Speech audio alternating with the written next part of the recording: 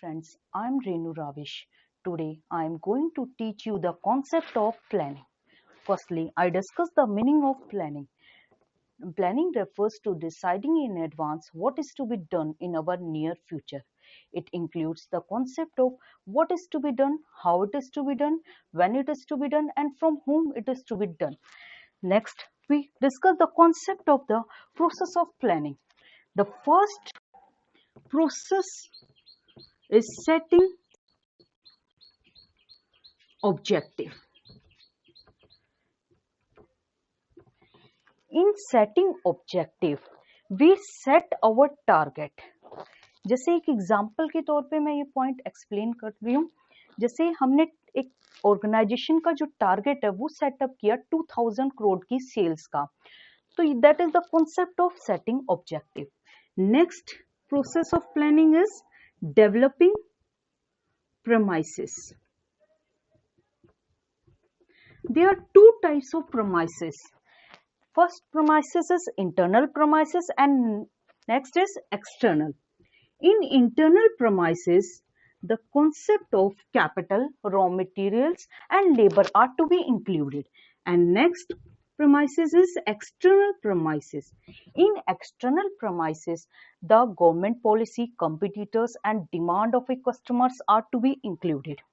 Next process of planning is identifying all the alternatives.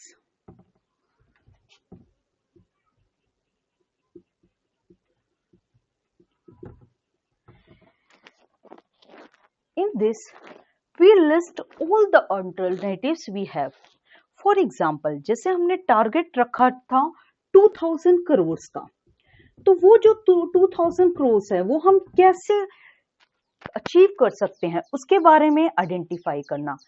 For example, we have some alternatives like we first पहले हमने television cell किए थे और अब हम उसके साथ रेफ्रिजरेटर भी सेल कर रहे हैं. And next we also collaborate into the new firm and same we can purchase a new firm. And next process of planning is evaluating the alternative. Evaluating में हम क्या करते हैं, मूल्यांकन करते हैं. मूल्यांकन कैसे, जैसे हमने उसके जो जितने भी अल्टरनेटिव थे उसके जो पॉजिटिव एंड नेगेटिव इफेक्ट्स हैं वो सारे हमने लिस्ट कर दिए.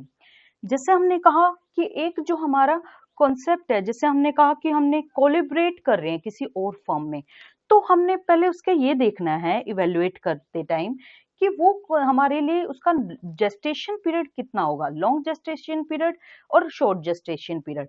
उसके अकॉर्डिंग हमें अल्टरनेटिव को इवेल्युएट करना है. Next is selecting the best alternative. इसमें हम क्या करते हैं, जितने भी अल्टरनेटिव हमने लिस्ट किए थे और फिर उनके पॉजिटिव और नेगेटिव पॉइंट देखे थे, उसके बाद जो हमें उसमें से सबसे बेस्ट अल्टरनेटिव लगा जिसकी लिमिटेशन कम है और जो पॉजिटिव इफेक्ट्स है, इट मींस एडवांटेजेस जो है वो उसके ज्यादा है, that is we select that alternative. Next point is we can say second last point, that is implementing the plan. इसमें हम क्या करते हैं, प्लान्स को लागू करते हैं कि जो हमने डिसाइड किया, जो अल्टरनेटिव हमने सिलेक्ट किया था, जो बेस्ट अल्टरनेटिव, उसको हम अपने प्लान्स में लागू करते हैं. And the last and important process is follow up action.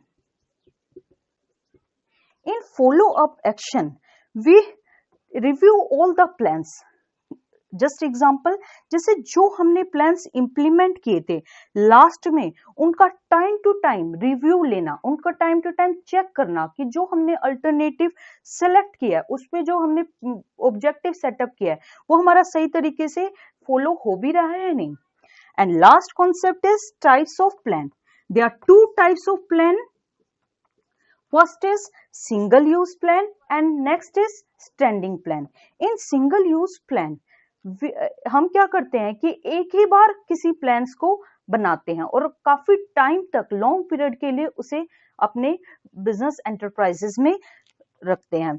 और next is standing plan and single use में तो हमारा एक ही बार बनता है। फॉर एग्जाम्पल जैसे हमने कहा हमने एक प्रोग्राम सेटअप किया और या फिर हमने एक पर्टिकुलर फाइनेंशियल ईयर के लिए बजट प्रिपेयर किया, और जो हमारा स्टैंडिंग प्लान है वो हमारा क्या होता है, रिपीटेड यूजेस प्लान होता है।